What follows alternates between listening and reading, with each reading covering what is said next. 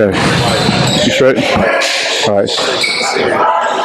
Hey folks, it's Lindsay Huddleston with SPS back in the building. Got the DC League Summer League. Got all kind of great players out here, great coaches. But I got my guy Denarryl D. Rice in the building. What's happening? Yeah, I had to grab him because he moving so fast. He be shooting in and shooting out. But he said, Lindsay, I'll make some time for you. I'll sit down with you. D. Rice, I wanted to sit you down because I think you are one of the great guys behind the scenes in prep sports here in Michigan and throughout the country.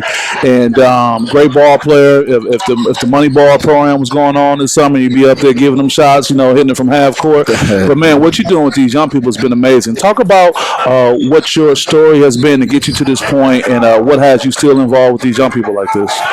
I just see it kind of a reflection of myself into the kids. So once I got started, me as a basketball player, my pro career, I've been an underdog all my life. So I wanted to do something so where it would be another opportunity besides just you have the family, debates, and all those elite teams. Right. And I wanted to take those kids and tell them you can be just as good if you work hard. Mm-hmm. And that was kind of like my story coming up, being an undersized guard. Everything was a hard route for me.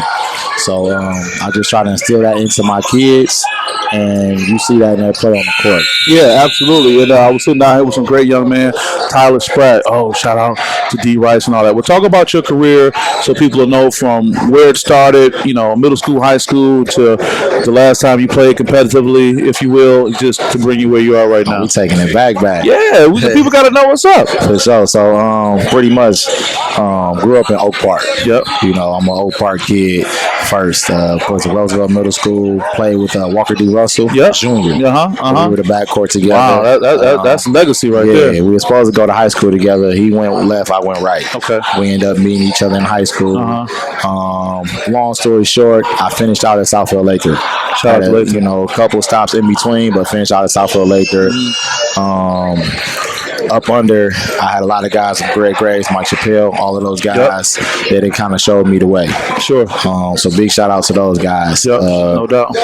Finished there, went to junior college in Las Vegas, Southern Nevada. Mm-hmm. I played for Coach Jerry, not Jerry Tarkanian, but George Tarkanian. Oh, his brother. His brother. So yeah, that was a great experience. I bet. Before talking Sharp was he similar to his brother in ways? Very similar. We were up and down, run and go, West Coast style. Played the amoeba defense. Wow. Got an opportunity to meet Jerry. He came into our practices. Wow. Talked to us, chilled at his house. Oh man. Unbelievable experience. That's great. That's great. So got a chance to learn that. Then I came back home.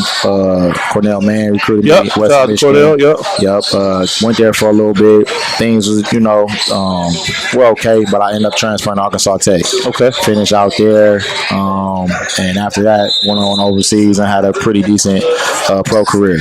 But the reality is that this event is put on by Derrick Coleman, no doubt. You made it to the league, 1990 number one draft pick, but there are not a lot of people, D, who can say they played professionally. So you are in a very, very small fraternity. How do you feel about that? Something that I knew at 5 years old I wanted to do. And that's what I try to tell the kids. Like, if this something that you really want to do, if you put your mind to it and you put the work in, then you can do it. Because a lot of doors shut on me, but my persistence, my domino will to just keep pushing, was able to kind of get me over the hump. Mm-hmm. And I see a lot of kids that don't have that direction or guidance or that voice to be like, you can do it. It's okay. So what do you say to a parent who has a child that has a potential, who may have played middle school and high school, but for some reason, and I'm getting these calls all the time right now with them individuals just not being able to keep it going. What do you say to a parent who says, what does my son or daughter need to keep going? It seems like they don't want to push it, or they acting as if they're burnt out, or just something is not there. Yeah, I would say have patience, but also have a certain type of sense of urgency too. You know, I think, you know, like I tell my kids, a lot of them talk about it, but your actions is going to show it. You know, if we come in here and we ask all the kids what they want to do, they're going to say the NBA. Right. But are you waking up and preparing yourself to get to the NBA? The steps and procedures. And I challenge all of my kids that I train, that I coach, even that I come in contact with at school. I'm a teacher at West Bronx for high school. Right. So I tell them, don't talk about it, be about it. But even with that, even with kids saying they want to go pro, or even saying they want to go D1, I'll be like, you don't really want them D1 problems. And what comes with it, meaning the work schedule, what time you got to get up, study table, your nutrition. I mean, discipline. Yeah, and a lot of them are so quick to say, I want that. And I just think sometimes society, or maybe that phone, social media, they feel that they got to be able to show people they're doing it when they really may not be in a situation to do that, you know? Yeah. So, you're not playing anymore, you're training. Talk about your training and how you're helping people and how people can get in contact with you now that you're training again, now that COVID is transitioning, and you can help their young person. They can reach out to me on Instagram, lmental1. Reach out, send me an email through there. My email, Instagram through there. Also, my email is drice21241@gmail. You can always send me a message. What else? Facebook, Denarryl Rice. And then also my D Rice Elite page, D Rice Elite Basketball. So we'll say it like this as we close out. This will be your D Rice commercial. If a kid is going to be trained by you, what can you tell them they're going to walk away with after they finish the training regimen with you? It's just not about basketball. When you walk away from training and under my development, is you're going to be better on and off the court.